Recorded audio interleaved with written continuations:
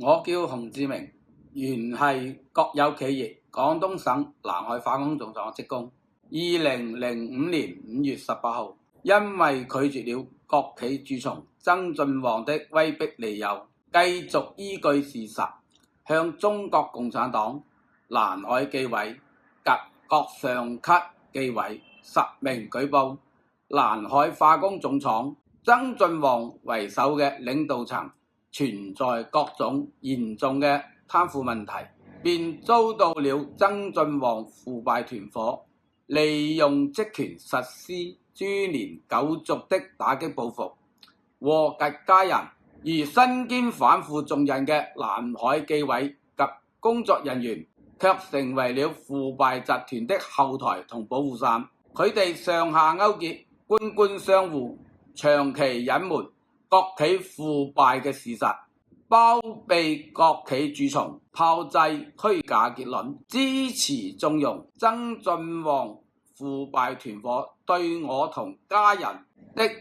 瘋狂迫害。更為荒謬嘅係2022年7月25號，我通過中央紀委嘅公示名單，發現腐敗勢力保護傘嘅南海紀委居然成為了中央紀委國家監委表彰的全國反腐先進集體的候選對象，於是立即致電中央紀委的公示電話，實名舉報南海紀委長期充當國企腐敗團伙保護傘嘅事實。另外7月28號，我又將所有證據以及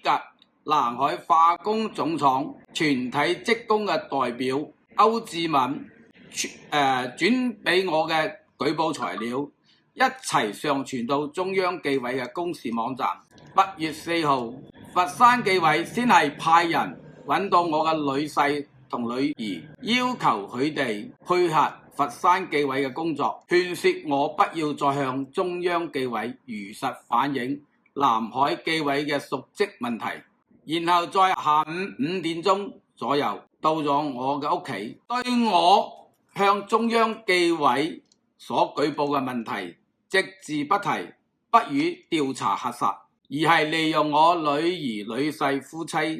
嘅工作前途嚟作條件，勸我要利用此事嚟換取最大利益，但被我婉拒，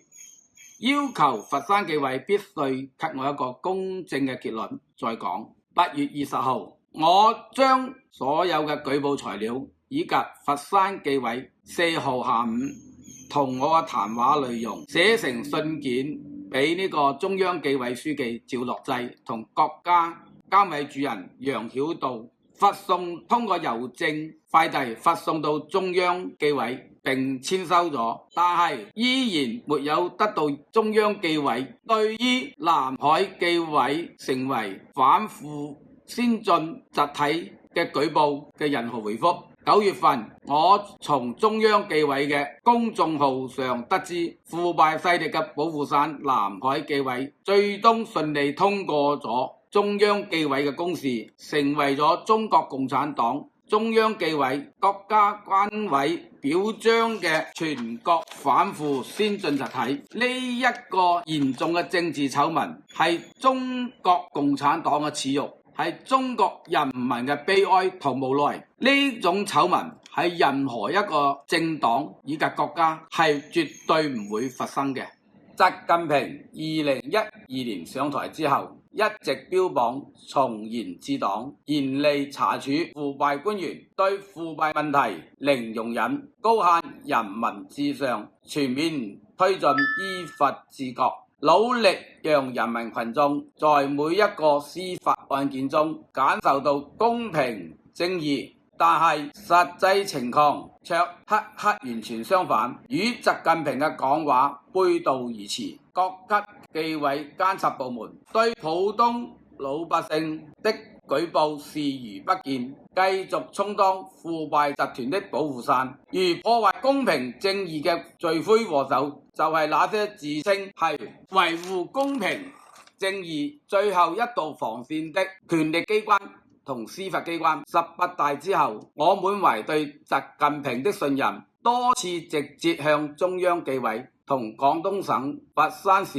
兩級紀委以及中央巡視組實名舉報南海紀委長期隱瞞包庇國企腐敗嘅瀆職行為，結果不但沒有得到各上級紀檢部門嘅任何回覆，所有舉報材料卻全部落到了被我實名舉報的腐敗保護傘南海紀委手中，從此我便受到了南海公安局更嚴密的監視，佢哋採取咗一切可用嘅技術手段監控我嘅通訊工具同埋一舉一動，多次派出身份不明人員對我實施非法貼身跟蹤，最後喺我多次嚴詞拒絕了南海官方嘅威逼利誘之下，南海當權者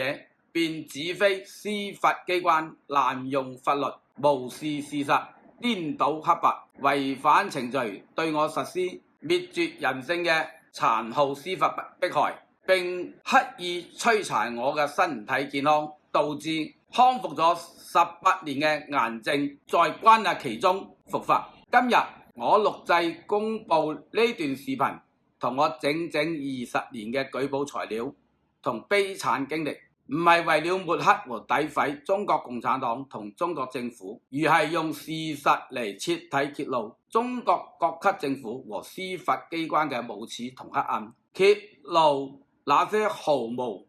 人性良知，仲卑鄙聲稱係人民公僕的當權者們和司法敗類的醜惡面目。佢哋一邊天天高喊社會主義核心價值觀嘅平等、自由、公正、